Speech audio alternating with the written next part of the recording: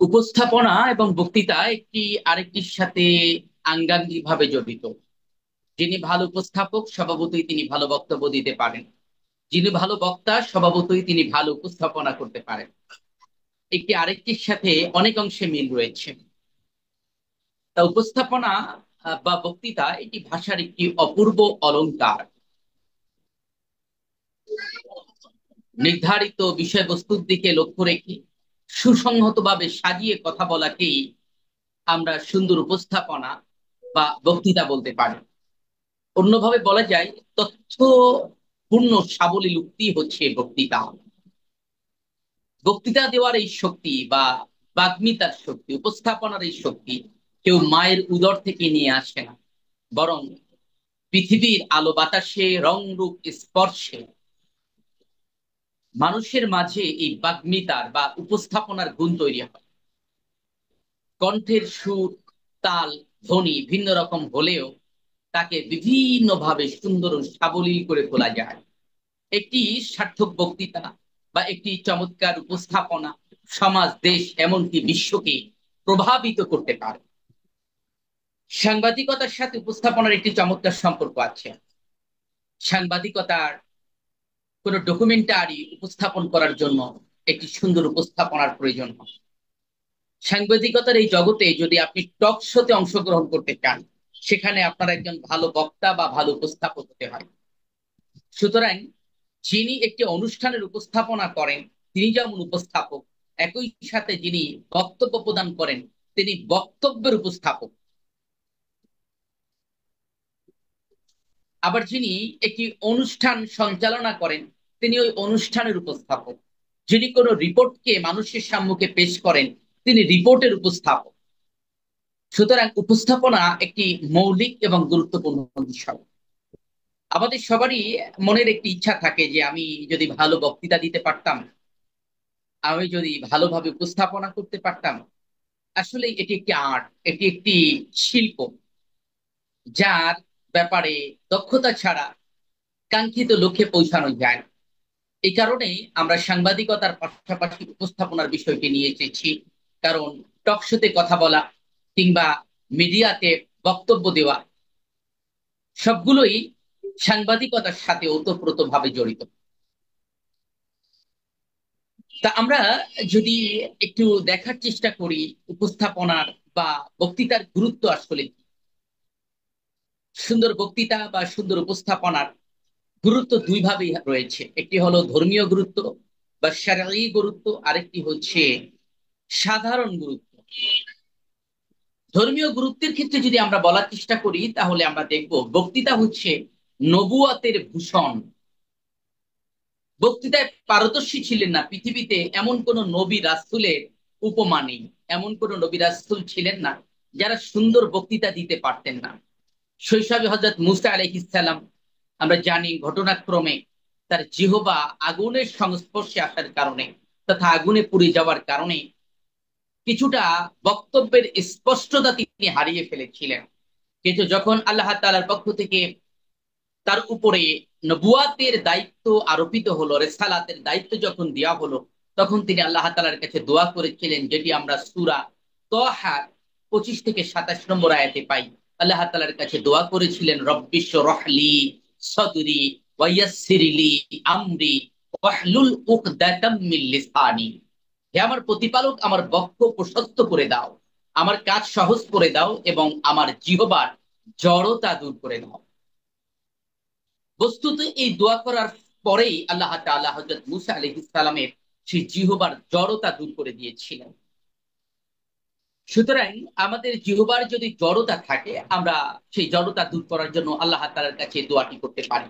শুধু জড়তা দূর করার জন্য তা নয়, বরং যে কোনো বক্তব্য শুরু করার আগে আল্লাহ তাআলার কাছে এই ফরিয়াদ আমরা রাখতে পারি। কারণ অনেক সময় দেখবেন আপনি ভালো বক্তব্য দিতে পারেন, কিন্তু কোনো এক প্রেক্ষাপটে আপনার বক্তব্য জড়িয়ে যাচ্ছে। এটা হতেই পারে। সেক্ষেত্রে আল্লাহ তাআলার কাছে দোয়া করে নিলে স্বভাবত আশা রাখা যায় যে আল্লাহ তাআলা আপনাকে বক্তব্য দেওয়াকালীন যাবতীয় জটিলতা থেকে হেফাজত করবেন। ধর্মীয় গুরুত্বের দ্বিতীয় যে বিষয়টি তা হচ্ছে দ্বীনি দাওয়াতের অন্যতম মাধ্যম হতে পারে। একটি সুন্দর উপস্থাপনা বা বক্তব্য। বক্তৃতা দ্বীনি দাওয়াতের অন্যতম মাধ্যম হিসেবে ভূমিকা রাখে। পবিত্র কোরআনে আল্লাহ তাআলা বলেছেন সূরা নাহলের 125 নম্বর আয়াতে, উদউ ইলা সাবিলি রাব্বিকা বিল হিকমাতি ওয়াল মাউইযাতিল হাসানাতি ওয়াজাদিলহুম বিল্লাতী হিয়া আহসান। দেখো তোমার রবের দিকে হিকমা ও উত্তম নসিহত সহকারে, আর বিতর্ক কর উত্তম পন্থা। এই বিতর্কটা কি? এটাকে ইংরেজিতে বলা হয় পাবলিক স্পিকিং, বিতর্ক। আবার ওদিকে স্পিকিং মানে হলো বক্তৃতা। তা পাবলিক স্পিকিং, বারোয়ারি বিতর্ক যাকে বলা হয়, তাকে অন্য ভাষায় বক্তৃতা হিসেবে উপস্থাপন করা হয়। তা আল্লাহ তাআলা বলছেন মুজাদালা করো কিভাবে উত্তম পন্থায়। বিতর্কের একটা নির্দেশনা আল্লাহ তাআলা দিলেন, কিন্তু বিতর্ক কি জিনিস তাই যদি না জানি, তাহলে আমি উত্তম পন্থায় বিতর্ক কিভাবে করব? আগে তো আমাকে জানতে হবে বিতর্ক কাকে বলে। তা বিতর্কের কিছু রীতিনীতি আছে, বক্তৃতারও কিছু রীতিনীতি আছে। অনেক সময় দেখা যায় যে আমাদের বক্তৃতার জন্য সময় দেওয়া হয়েছে 3 মিনিট, আমি ভূমিকায় সময় নিয়েছি 2.5 মিনিট। 2.5 মিনিট সময় নেওয়ার পরে আমার কাছে আর 30 সেকেন্ড সময় আছে। এবার আমি কি মূল জায়গায় যাব নাকি শেষ করব, এটি চিন্তার ব্যাপার হয়ে দাঁড়ায়। অনেক বরেণ্য ব্যক্তিরা এই জায়গায় ভুল করে বসেন। পার্লামেন্টে দেখবেন অনেক সময় স্পিকার সময় দেয় পার্লামেন্ট মেম্বারদেরকে যে মাননীয় সংসদ সদস্য, আপনার সময় 1 মিনিট। তাহলে 1 মিনিটে বক্তব্য দেওয়া আমাদের শেখাটা জরুরি। 1 মিনিট যদি বক্তব্য দিতে চাই, তাহলে কতটুকু সময় আমি কোন ক্ষেত্রে নেব? এক্ষেত্রে সম্বোধনে কতটুকু সময় নিব, মূল বক্তব্যের ক্ষেত্রে কতটুকু সময় নিব, সমাপনীর ক্ষেত্রে কতটুকু সময় নিব, এটি উপলব্ধি করা দরকার। 2004, 7, 8 তিনবার জাতীয় পর্যায়ে শ্রেষ্ঠ বক্তা হিসেবে পুরস্কৃত হবার সুযোগ হয়েছিল ইসলামিক ফাউন্ডেশন বাংলাদেশের উদ্যোগে আয়োজিত প্রতিযোগিতায়। তা আমাদের সে সময় সময় ছিল থানা, জেলা এবং বিভাগীয় পর্যায়ে মাত্র 3 মিনিট। আর জাতীয় পর্যায়ে যখন বিভাগ থেকে, সেই সময় 6টি বিভাগ ছিল, তা প্রতি বিভাগ থেকে যখন প্রথম, দ্বিতীয়, তৃতীয় 3 জন করে 18 জনকে জাতীয় পর্যায়ে ডেকে আনা হলো, তখন আমাদেরকে সময় দেওয়া হয়েছিল 4 মিনিট। আমরা এটিও জানতাম না যে কোন বিষয়ে আমাকে বক্তব্য দিতে হবে, কারণ বক্তব্য ছিল উপস্থিত বক্তৃতা। অনেকগুলো বিষয় একটি বক্সের মধ্যে রাখা ছিল, তার ভিতর থেকে একটি বিষয় নিতে হতো, তার উপরেই বক্তব্য দিতে হতো। তা স্বভাবতই এই যে আমি জানি না যখন, সেই অবস্থায়ও আমাকে বক্তব্য দিতে হবে, আবার 4 মিনিটেই সেই বক্তব্য শেষ করতে হবে। আমি একটা বিষয়ের প্রস্তুতি আছে যে আমি 1 ঘন্টা কথা বলতে পারি, সেই 1 ঘন্টার বক্তৃতা 4 মিনিটে দেওয়া কিন্তু অনেক সময় খুবই কঠিন ব্যাপার। আবার প্রস্তুতি আছে 10 মিনিটে, হঠাৎ করে বলা হলো যে হুজুর চালিয়ে যান, মানে পরের মেহমান আসা পর্যন্ত আমার বক্তব্য দিয়ে চলতে হবে। এটাও আরেকটা জটিল ব্যাপার, যে আমি তো অলরেডি 10 মিনিট বক্তব্য শেষই করে ফেলেছি প্রায়, হঠাৎ করে আমাকে আরো 30 মিনিট সময় বাড়িয়ে দেওয়া হয়েছে। তখন আমি কি করব? এরকম কিছু জটিলতার মধ্যে আমরা পড়ি। এটি দাওয়াতের ক্ষেত্রে যেমন জরুরি, এটি সাংবাদিকতার ক্ষেত্রেও জরুরি, এটি টেলিভিশনে বক্তব্য দেওয়ার ক্ষেত্রে জরুরি, টক শোর ক্ষেত্রে জরুরি। এটা স্বাভাবিক কোনো জাতীয় দিবসে বক্তব্য দেওয়ার ক্ষেত্রে জরুরি। শ্রমিক দিবসে বক্তব্য দিচ্ছেন, স্বাধীনতা দিবসে, কিংবা আন্তর্জাতিক মাতৃভাষা দিবসে, সব জায়গায় জরুরি। এই দিবসগুলো কিন্তু আমাদের সাথে ওতপ্রোতভাবে জড়িত। রাজনৈতিক সমাবেশের বক্তব্য, সে সময় সময় খুব বেশি পাওয়া যায় না, যে অল্প সময় বক্তব্য দিতে হয়। তাই অল্প সময়ে কিভাবে বক্তব্য দেবো, এটি একটি আর্ট, এটি একটি শিল্প আমাদের আয়ত্তে আনা দরকার। কথা বলছিলাম দ্বীনি দাওয়াতের অন্যতম মাধ্যম। আল্লাহ তাআলা বলছেন সর্বোত্তম কথায় বিতর্ক করতে হবে। তা এই বিতর্কের রীতিটা কি, কিভাবে আমি বিতর্ক করব, কি কি বিষয় রাখতে হবে, এটিও কিন্তু আমাদের জানা দরকার।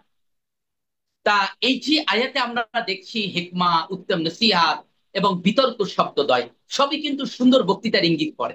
হিকমার সাথে বক্তব্য দেওয়া, তারপরে উত্তম নসিহা পেশ করা, আবার বিতর্ক, সবগুলোই সুন্দর বক্তৃতার একটি উপাদান বলতে পারি।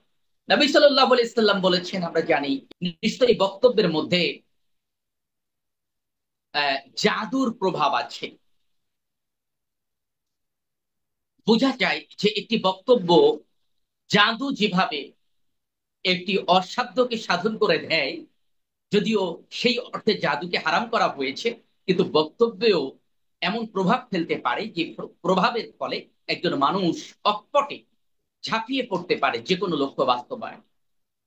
জাদুর শক্তিতে যেমন মানুষ মোহবিষ্ট হয়, তদ্রুপ সার্থক বক্তৃতাও অপরের উপরে প্রভাব বিস্তার করতে পারে। আপনি একটি সুন্দর বক্তব্য যখন আয়ত্তে আনতে পারবেন, তখন দেখবেন যে মানুষ চাতক পাখির মতো শুনছে আপনার কথা, চাতক পাখির মতো শুনছে, পিনপতন নীরবতা, কে যে দাঁড়িয়ে আছে আর কে বসে আছে তাও ভুলে গেছে। আপনি 30 মিনিট বক্তব্য দিয়ে যাচ্ছেন, 30 মিনিটে কেউ একটা ট্রু শব্দ করবে না। এটি সম্ভব আপনি যদি ভালো বক্তব্যকে আয়ত্তে আনতে পারেন। এখন এখানে একটা প্রশ্ন আপনারা করতে পারেন যে আমার তো কণ্ঠ সুন্দর না।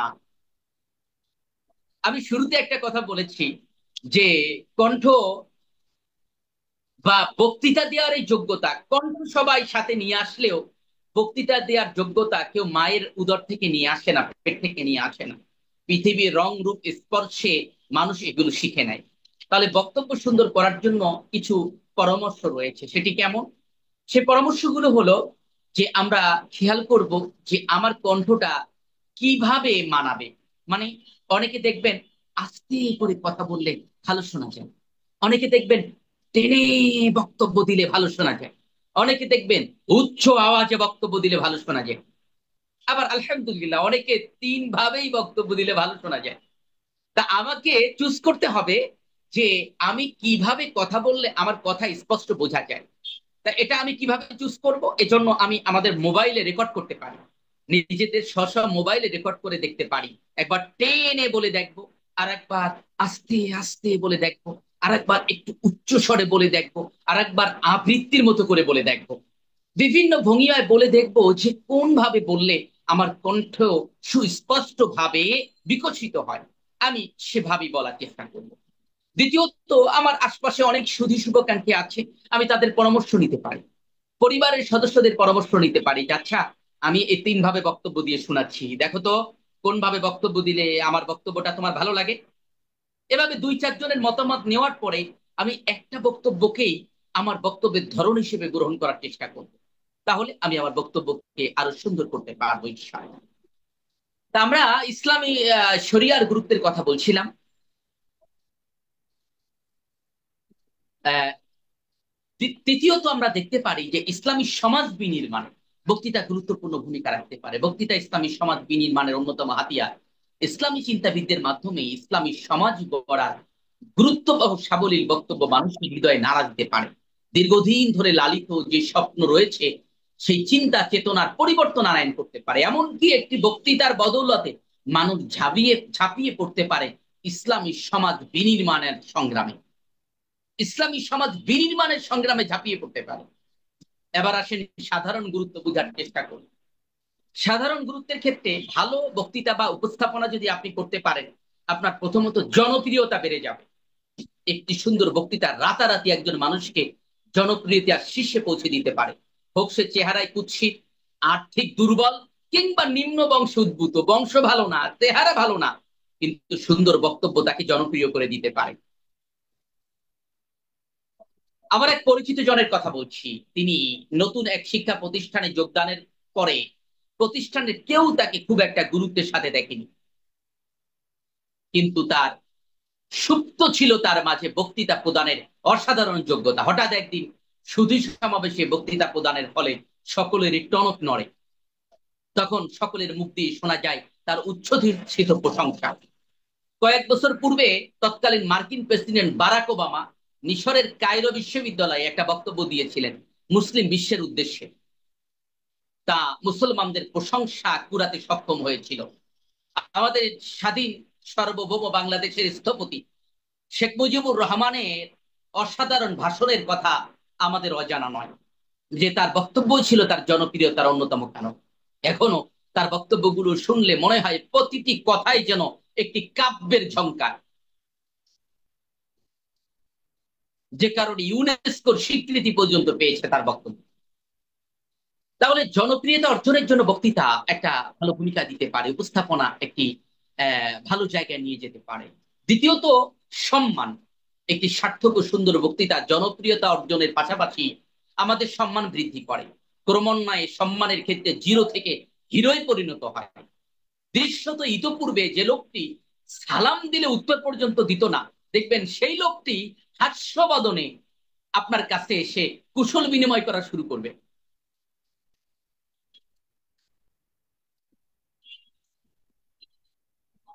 একটা এক্সাম্পল দিয়েছি এই বক্তৃতার যত কৌশল বইয়ের মধ্যে, যে সর্দার সাহেব তখন একাদশ শ্রেণীর ছাত্র, খুলনার খানজাহান আলী ব্রিজ এলাকায় এক অনুষ্ঠানে তাকে প্রধান অতিথি হিসেবে আমন্ত্রণ জানানো হয়। কোন ক্লাসে পড়ে? একাদশ শ্রেণীতে পড়ে। বুঝতে পেরেছেন ব্যাপারটা? মানে যদি মাদ্রাসায় বলেন তাহলে আলিম প্রথম বর্ষ, যদি আলিয়া মাদ্রাসার ক্ষেত্রে বলা হয়। আর কমি মাদ্রাসায় হলে আর একটু উপরের দিকে পড়ে, মিশকাত বা দাওরার শুরুর দিকে পড়ার কথা। তা এখন সেই সময় তাকে আমন্ত্রণ জানানো হলো খুলনার খানজাহান আলী ব্রিজ মানে রূপসা ব্রিজের নিকটবর্তী এক জায়গায় প্রধান অতিথি হিসেবে আমন্ত্রণ জানানো হলো। তিনি যখন অনুষ্ঠানে পৌঁছালেন, দেখলেন শ্রোতা যারা বসে আছে সবাই তার থেকে বয়সে বড়, সবাই তার থেকে বয়সে বড়। এবং ইতিমধ্যে তাকে দেখে কেউ কেউ মুস্কি মুস্কি হাসতে লাগলো, আরে এ কি, কোত্থেকে আসছে আমরা, কি বলবে। মনে মনে তারা বলতে লাগলো যে এতটুকু ছেলে আবার বলবে কি। কিন্তু আল্লাহ তাআলার প্রশংসা, বক্তৃতা শুরু করার অনেক কাল পরেই সকলে নিশ্চুপ বনে গেল। এমনকি বক্তৃতা শেষ করলে হুমড়ি খেয়ে পড়লো তার সাথে হাত মিলাতে। তাহলে সম্মান লাভ করা যায়, যাই কিছুক্ষণ আগে অন্যের হাসি তামাশার পাত্র ছিল, সে সম্মানিত হয়ে যেতে পারে সুন্দর বক্তৃতার মধ্য দিয়ে, সুন্দর উপস্থাপনার মধ্য দিয়ে। তৃতীয়ত, প্রভাব বৃদ্ধি। বক্তৃতা সমাজে জনপ্রিয়তা ও সম্মান বৃদ্ধির সাথে সাথে বক্তার প্রভাব বৃদ্ধি করে। বক্তার বক্তব্যে সমাজ প্রভাবিত হয়। সাধারণ মানুষ তাকে নেতা মানতেও দ্বিধা করে না। স্বল্প বয়সও সে মানুষের কাছে ভালোবাসা কুড়াতে সক্ষম হয়। তাহলে আমরা মোটামুটি একটি সুন্দর উপস্থাপনা বা বক্তৃতার গুরুত্ব, দিনই গুরুত্ব তিন রকম আলোচনা করলাম, শরীয় গুরুত্ব তিন রকম আলোচনা করলাম। এরপরে তো নিঃসন্দেহে আমাদের সবার মধ্যে একটি আগ্রহ জন্মিয়েছে, এবার ভালো বক্তা আমাকে হতেই হবে।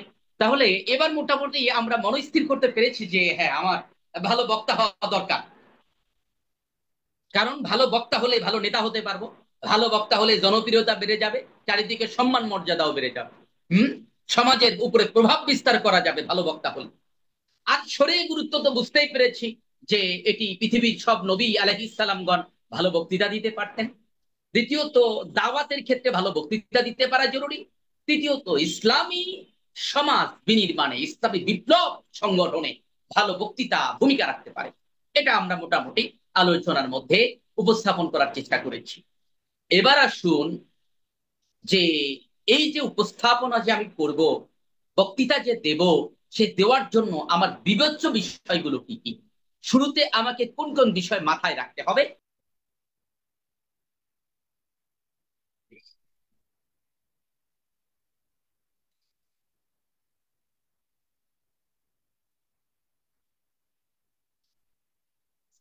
আসুন, উপস্থাপনায় বিবেচ্য বিষয়গুলো কি তা আমরা একটু দেখার চেষ্টা করি। উপস্থাপনায় বিবেচ্য বিষয় হলো সাতটি। আমি আবারও বলছি, উপস্থাপনায় বিবেচ্য বিষয় হলো সাতটি। এক নম্বরে, প্রারম্ভে বিসমিল্লাহির রহমানির রহিম সহ কোরআনের বিষয়ভিত্তিক কোনো আয়াত বা হাদিসের কোনো উদ্ধৃতি কিংবা মনীষীদের কোনো উক্তি উল্লেখ করতে হবে। অথবা এসবের পরিবর্তে কোনো কবিতার পংক্তি ব্যবহার করা যেতে পারে। প্রারম্ভে বিসমিল্লার পূর্বে সালাম দেওয়াও রীতি বহির্ভূত নয়, বরং হাদিস সম্মত। তাহলে শুরুতে কি করব? শুরুতে একটি সালাম দিব, সুন্দর করে সালাম দিব এবং সেটি যেন সঠিক উচ্চারণে হয়। দ্বিতীয়ত, শুরুতে আমরা সালাম দেওয়ার পরেই বিসমিল্লাহির রহমানির রহিম, বিসমিল্লাহির রহমানির রহিম, এটি বলারও অনেক রকম ধরন থাকতে পারে। আমরা প্র্যাকটিস করে দেখবো যে কিভাবে বললে সুন্দর শোনা যায়। বিসমিল্লাহির রহমানির রহিম, বিসমিল্লাহির রহমানির রহিম, বিসমিল্লাহির রহমানির রহিম। আমরা বলার একটি প্র্যাকটিসের মধ্যে আনবো। কোরআনের বিষয় ভিত্তিক বিভিন্ন আয়াত বা হাদিসের কোনো উদ্ধৃতি দিব। যখন বিসমিল্লাহ বললাম, এরপরেই আমি যে বিষয়ে আজকে উপস্থাপনা করব, মানে অনুষ্ঠানটার ধরন বুঝে আমি হয়তো একটি আয়াত বা একটি হাদিসের উদ্ধৃতি দিব। কিংবা এ বিষয়ে যদি একেবারে জেনারেল কোনো প্রোগ্রাম হয় যেটা ইসলামিক না, তাহলে কোনো মনীষীদের কোনো উক্তি আমরা উল্লেখ করতে পারি।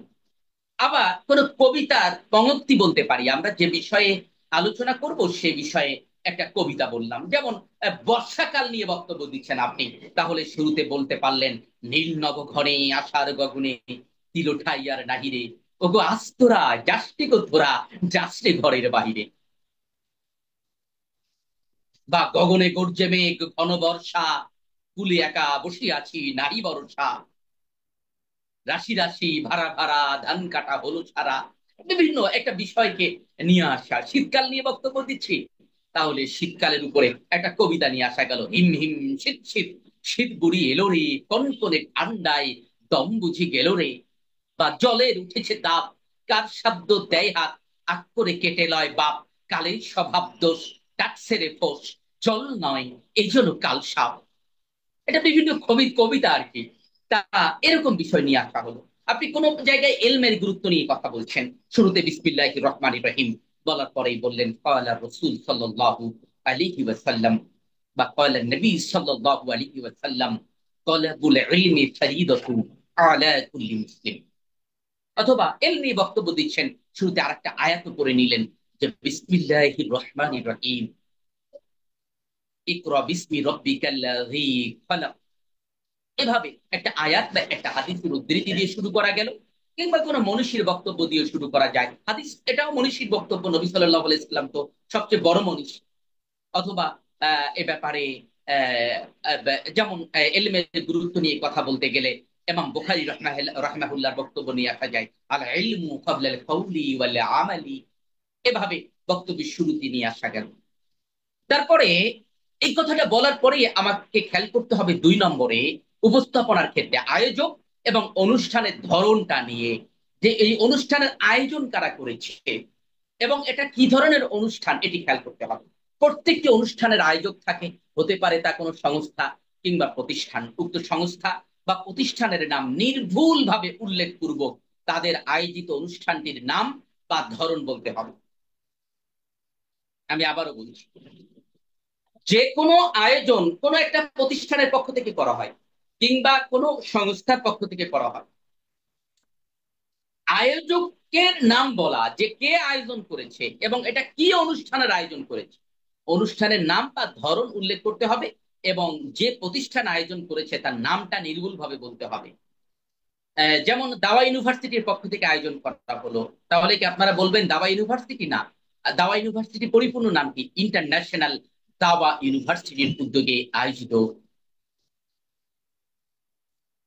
সাংবাদিকতা উপস্থাপনা করছে। উপস্থিত সুপ্রিয় দর্শক মন্ডলী, সকলকে জানাই আন্তরিক মোবারকবাদ ও অভিনন্দন। তা এই যে প্রতিষ্ঠানের নাম সুন্দরভাবে বলা, নির্ভুল ভাবে বলা, ধরন বলা। একটা টেলিভিশনের অনুষ্ঠানে গিয়েছেন, তাহলে সেই টেলিভিশনের নামটা কি? ডিবিসি নিউজ, তাহলে ডিবিসি নিউজের কথা বলতে হবে। এটিএন বাংলা, এটিএন বাংলার কথা বলতে হবে। ইসলামিক ফাউন্ডেশন, ইসলামিক ফাউন্ডেশনের পরিপূর্ণ নাম কি? Islamic foundation Bangladesh. আপনারা পরিপূর্ণভাবে প্রতিষ্ঠানটার নাম জেনে নেবেন এবং কি ধরনের আয়োজন করলো সেই অনুষ্ঠানের ধরনটা উল্লেখ করতে হবে। আমরা আরো প্র্যাকটিক্যাল যে যাচ্ছি একটু পরেই। 3 নম্বরে সভাপতি। ম্যাক্সিমাম অনুষ্ঠানে একজন সভাপতি থাকে, তবে টেলিভিশনের অনুষ্ঠানগুলোতে অনেক সময় সভাপতি নাও থাকতে পারে। আমরা টেলিভিশনের উপস্থাপনা নিয়ে আপনাদের আলাদা একটা ক্লাস নেওয়ার চেষ্টা করব। তা স্বাভাবিকভাবে ম্যাক্সিমাম অনুষ্ঠানে সভাপতি থাকে। সভাপতি কোন অনুষ্ঠানের মূল মধ্যমণি, সুতরাং আয়োজক অনুষ্ঠানের নাম বলার পরেই সভাপতির নাম উল্লেখ করতে হবে। কেমন? বাংলাদেশ ইসলামিক ইউনিভার্সিটি কুষ্টিয়ার উদ্যোগে আয়োজিত মহান স্বাধীনতা দিবসের 56 বছর পূর্তি আলোচনা সভায় উপস্থিত অনুষ্ঠানের সুযোগ্য সভাপতি। তাহলে কোন অনুষ্ঠানের সভাপতিকে সম্বোধন করা, সভাপতির নাম সময় থাকলে নাম বলবেন, আর সময় না থাকলে শুধু সভাপতি বলেই শেষ করবেন। সুতরাং আয়োজক অনুষ্ঠানের নাম বলার পরে সভাপতির নাম উল্লেখ করতে হবে। এক্ষেত্রে সভাপতির বিশেষণ বা গুণাবলী গুলো উল্লেখ করা যেতে পারে। এটা সময় বুঝে উল্লেখ করতে হবে, হাতে সময় বেঁচে আছে, একটু সভাপতির বিশেষণ গুলো উল্লেখ করলেন। অনুষ্ঠানের সুযোগ্য সভাপতি, বিশিষ্ট ইসলামী চিন্তাবিদ, শিক্ষাবিদ, দানবীর, গবেষক জনাব আব্দুল করিম। তা এভাবে একটা বিশেষণ উল্লেখ করে উপস্থাপন করা যেতে পারে। তারপরে 4 নম্বরে খেয়াল করতে হবে অনুষ্ঠানে কোনো অতিথি আছে কিনা। উপস্থাপনার চতুর্থ বিবেচ্য বিষয় হলো অতিথিবৃন্দ। পর্যাপ্ত সময় পেলে ক্রমান্বয়ে প্রধান অতিথি ও বিশেষ অতিথিবৃন্দের নাম আর সংক্ষিপ্ত সময় হলে সম্মানিত অতিথিবৃন্দ বলে সম্বোধন করা একান্ত প্রয়োজন। অতিথিবৃন্দকে আমরা সম্বোধন করেই এই উপস্থাপনা বা বক্তব্য শুরু করতে পারি। 5 নম্বরে হচ্ছে শ্রোতা। উপস্থাপনার পঞ্চম বিবেচ্য বিষয় হলো শ্রোতা মণ্ডলী। শ্রোতা মণ্ডলীর বিভিন্ন শ্রেণী হতে পারে, যেমন সুধীবৃন্দ, ছাত্রছাত্রী, তরুণ তরুণী, যুবক ভাইরা, শিক্ষকবৃন্দ, সংগ্রামী সাথী ও বন্ধুগণ ইত্যাদি। তা বক্তৃতা প্রদানের পূর্বে লক্ষ্য রাখতে হবে কাদের সম্মুখে বক্তব্য পেশ করা হচ্ছে, তাদের বিশেষণ সহ উল্লেখ করা। যে সুপ্রিয় দর্শক মন্ডলী, সম্মানিত শ্রোতা মন্ডলী, সুপ্রিয় সুধীবৃন্দ, একান্ত প্রিয় স্নেহের ছাত্রছাত্রীবৃন্দ, তরুণ তরুণী, ভাই ও বোনেরা, আমার একান্ত প্রিয় যুবক ভাইরা, সম্মানিত শিক্ষকবৃন্দ, সংগ্রামী সংগ্রামী সাথী ও বন্ধুগণ। এভাবে শ্রোতাবৃন্দের যে ধরনগুলো আছে, এই ধরনগুলো আমরা একটু আয়ত্তে আনার চেষ্টা করব। 6 নম্বরে অভিবাদন। পূর্বে উল্লেখিত সকলকে সম্বোধন করে ধর্মীয় অভিবাদন বা সাধারণ অভিবাদন জানাতে হবে। যদি আমরা আগেই সালাম দিয়ে থাকি তাহলে এখানে আর সালামের প্রয়োজন নেই। আবার দুইবারও চাইলে সালাম দিতে পারি। অনেক সময় দেখা যায় যে ভূমিকাটা একটু দীর্ঘ হওয়ার কারণে মাঝে আরো অনেক লোকজনের উপস্থিতি হয়েছে, শুরুর দিকে সালাম অনেকে খেয়ালও করে নাই। সুতরাং আমরা আরেকবার সালাম চাইলে দিতে পারি, অথবা শুরুতে সালাম দিলে আর সালাম দেওয়ার প্রয়োজন থাকে না। সেই জায়গায় আমরা বলতে পারি সকলকে জানাই শুভেচ্ছা ও অভিনন্দন, বা সালাম ও মোবারকবাদ। সকলকে জানাই আন্তরিক প্রীতি ও শুভেচ্ছা। এই হলো আমার একেবারে উপস্থাপনার মূল জায়গা। এবার আমরা এর সাথে কি উল্লেখ করতে পারি? প্রশংসা ও দুরূদ উল্লেখ করতে পারি। বক্তৃতার জন্য নির্ধারিত সময় যদি 10 মিনিটের অধিক হয়, এই বিষয়টি খেয়াল করবেন। 10 মিনিটের কম হলে প্রশংসা দুরূদ এখানে আলাদা করে উল্লেখ করার দরকার নেই, বরং শুরুতেই শর্টকাট বলে দেবেন আলহামদুলিল্লাহি রাব্বিল আলামিন ওয়াসসালাতু ওয়াসসালামু আলা রাসূলিহিল কারীম, বা নাহমাদুহু ওয়া নুসাল্লি আলা রাসূলিহিল কারীম। প্রশংসা দুরূদ দুইটাই হয়ে গেল। কিন্তু যদি সময়টা 10 মিনিটের বেশি পাওয়া যায় তাহলে কি করবেন? তাহলে সেক্ষেত্রে অভিবাদনের পরে মহান স্রষ্টা আল্লাহ তাআলার প্রতি প্রশংসা, বিশ্ব মানবতার মুক্তির কাণ্ডারি মুহাম্মদুর রাসূলুল্লাহ সাল্লাল্লাহু আলাইহি ইসলামের সামনে শানে দুরূদ ও সালাম পেশ করার মাধ্যমে বক্তৃতা শুরু করা যেতে পারে। 7টা পয়েন্ট আশা করি আপনারা বুঝতে পেরেছেন। আমরা এবার এট এ গ্লান্স একটু মানে মিলিয়ে দেখার চেষ্টা করি। এক নজরে উপস্থাপনা। এক নজরে যদি উপস্থাপনা করতে চাই তাহলে আমরা শুরুতে দেখেছি বিসমিল্লাহ, তারপরে কোরআন অথবা হাদিস অথবা মনীষীদের উক্তি অথবা কবিতা, তারপরে আয়োজকদের নাম উল্লেখ করব ও অনুষ্ঠানের ধরনের কথা উল্লেখ করব, এরপরে সভাপতিকে সম্বোধন করব, অতিথিবৃন্দকে সম্বোধন করব, শ্রোতা মণ্ডলীকে সম্বোধন করব, প্লাস অভিবাদন জানাবো, মানে শুভেচ্ছা বা অভিনন্দন জানাবো, এবং এর সাথে প্রশংসা ও দুরূদ উল্লেখ করব। এই ছিল আমাদের 7টা পয়েন্টের নির্যাস। এবার আসেন দৃষ্টান্ত দেওয়ার চেষ্টা করি, সরাসরি উদাহরণ দেওয়ার চেষ্টা করি। বিসমিল্লাহির রহমানির রহিম। জ্ঞানের আলোয় খুঁজি স্বপ্নের দ্বার, আগামীর দিন শুধু সম্ভাবনার। ঐতিহ্যবাহী নবজাগরণ সাংস্কৃতিক পরিষদ কর্তৃক মহান স্বাধীনতা দিবস উপলক্ষে আয়োজিত স্বাধীনতার 46 বছর প্রত্যাশা ও প্রাপ্তির শীর্ষক এই আলোচনা সভায় উপস্থিত সবারিত সভাপতি, প্রধান অতিথি ও বিশেষ অতিথিবৃন্দ এবং সংস্কৃতির ধারক বাহক দেশপ্রেমিক সাংস্কৃতিক বন্ধুগণ, আসসালামু আলাইকুম ওয়া রাহমাতুল্লাহ। একটা উদাহরণ আমরা দেওয়ার চেষ্টা করলাম। এখানে দুরূদ সালাম পর্যন্ত নেই, বরং তার আগ পর্যন্ত আছে। তারপরে আরেকটা উদাহরণ, সিডি বারুইখালী, শুরুতে বিসমিল্লাহ থাকলো বা অন্য আয়াত থাকলো, হাদিস থাকলো, এরপরে আমরা চলে আসলাম সিডি বারুইখালী ইসলামী যুব কল্যাণ পাঠাগার কর্তৃক আয়োজিত 3 দিন ব্যাপী 18তম বার্ষিক তাফসীরুল কোরআন মাহফিলের সমাপনী দিবসের সম্মানিত সভাপতি, আলোচকবৃন্দ, বিজ্ঞ ওলামায়ে কেরাম, সাংবাদিক বন্ধুগণ, প্রশাসনিক ব্যক্তিবর্গ এবং পর্দার অন্তরালে অবস্থানরত মা ও বোনেরা, সর্বোপরি সম্মানিত বাগেরহাটবাসী, আসসালামু আলাইকুম ওয়া রাহমাতুল্লাহি ওয়া বারাকাতুহু।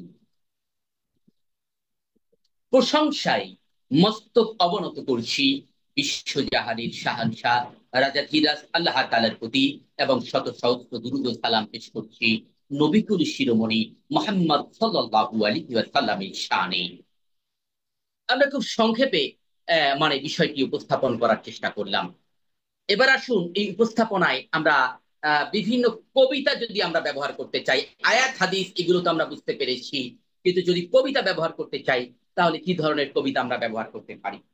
যেমন আমরা বাংলাদেশ নিয়ে কোনো অনুষ্ঠান হলো, তাহলে কবিতা হতে পারে, বাংলাদেশ মানেই হলো ধান সবুজের মেলা, আকাশ জুড়ে মেঘের পরে আলো হাওয়ার খেলা।